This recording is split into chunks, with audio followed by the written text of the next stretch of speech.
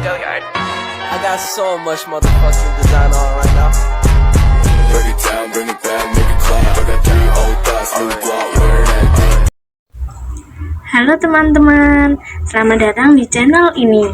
Perkenalkan, nama saya Siti Hasanatullah Sanah, NIM 16092420342.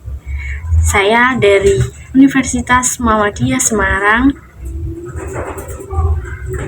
dari Prodi S1 Keperawatan.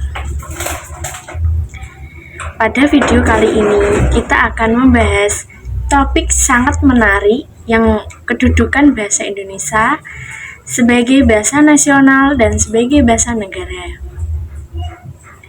Mari kita simak bersama-sama. Oke, sebelum ke topik pembahasan, kita harus tahu terlebih dahulu sejarah bahasa Indonesia. Bahasa Indonesia memiliki sejarah yang kaya dan kompleks, berakar dari bahasa Melayu yang telah digunakan sebagai lingua franca di Nusantara sejak abad ke-7. Bahasa Indonesia adalah bahasa resmi dan bahasa nasional Republik Indonesia.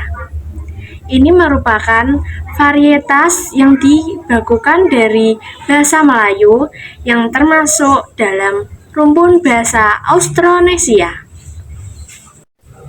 Kedudukan bahasa Indonesia sebagai bahasa nasional dimiliki sejak dikeluarkan Sumpah Pemuda pada tanggal 28 Oktober 1928. Di dalam kedudukan sebagai bahasa nasional, bahasa Indonesia berfungsi sebagai yang pertama, sebagai lambang kebangsaan nasional, yaitu mencerminkan nilai sosial budaya yang mendasarkan rasa kebangsaan. Yang kedua, lambang identitas nasional, menjadi cerminan kebahagiaan bahasa Indonesia. Yang ketiga, alat pemersatu sebagai suku bahasa yang berlatar belakang sosial, budaya, dan bahasa yang berbeda-beda. Keempat, alat perhubungan antara daerah dan antar budaya. Bisa disebut juga media antar budaya. Selanjutnya, bahasa Indonesia sebagai bahasa negaraan. Kedudukan sebagai bahasa negara dimiliki sejak diresmikannya UUD 1945 pada tanggal 18 Agustus 1945. Bab 15 pasal 36 tercantum bahasa Indonesia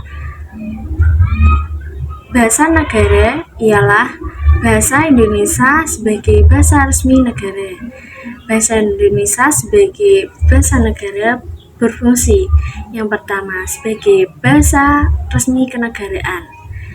Jadi digunakan dalam semua kegiatan kenegaraan termasuk dokumen resmi dan pidato. Yang kedua, sebagai bahasa pengantar pendidikan. Biasanya menjadi bahasa pengantar di sekolah dan di perguruan tinggi. Yang ketiga, bahasa komunikasi tingkat nasional. Digunakan untuk komunikasi antar daerah dan suku, penting untuk pembangunan nasional. Yang keempat, digunakan dalam menyampaikan berita secara resmi baik lewat TV, koran, radio, maupun handphone.